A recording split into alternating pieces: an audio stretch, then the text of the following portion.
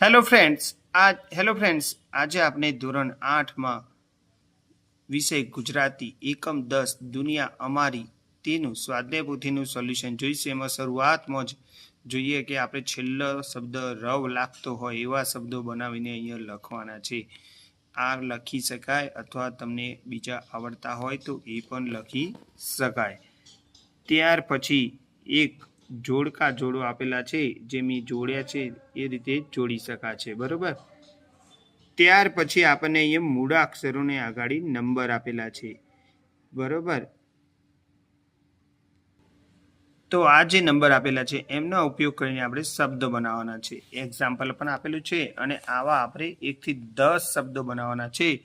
તો આ રીતે મેં બનાવ્યા છે, તમે જોઈ શકો છો બરોબર। કલરવ શબ્દ, અગરવ શબ્દ, કલબલ શબ્દ, નાથ, રાખડિયા, ભાત, રંજન, આ રીતે આપણે આ શબ્દો બનાવવાના છે મૂળાક્ષરોના નંબર પરથી બરોબર। આ સિવાય પણ તમે બનાવી શકો।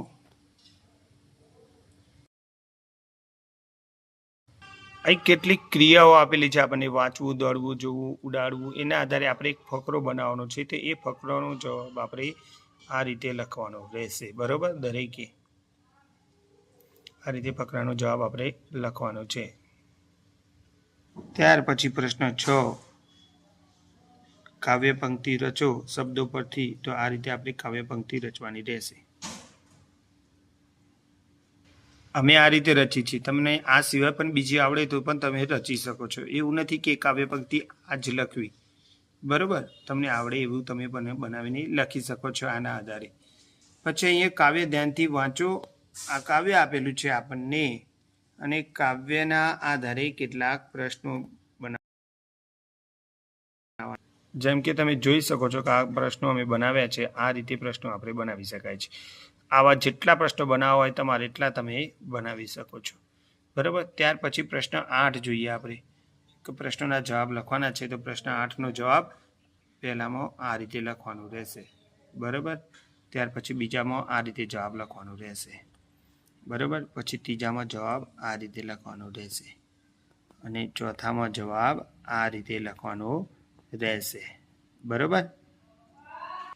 આ રીતે પાંચમા પ્રશ્નનો જવાબ આપણે લખવાનો રહેશે।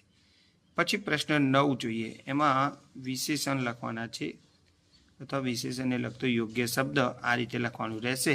તો ફ્રેન્ડ્સ આ સાથે આપનો આ વિડીયો પણ પૂર્ણ થાય છે। અમારી ચેનલ જરૂરથી સબસ્ક્રાઈબ કરજો જેથી અમે વિદ્યાર્થીઓ સુધી આવા શૈક્ષણિક વિડીયો બનાવીને મોકલીને એમને મદદ કરતા રહીએ।